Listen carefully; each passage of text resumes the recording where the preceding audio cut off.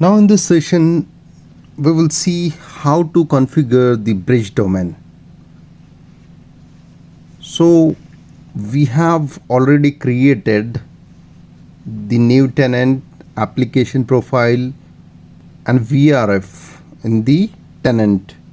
Now we will see how to configure the bridge domain.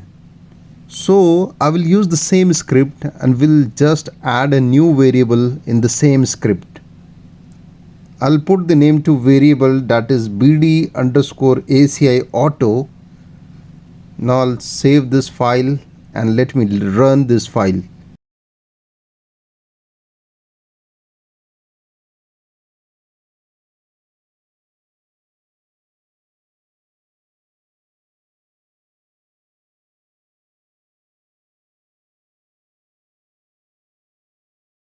So I'll put the username and the password along with the URL.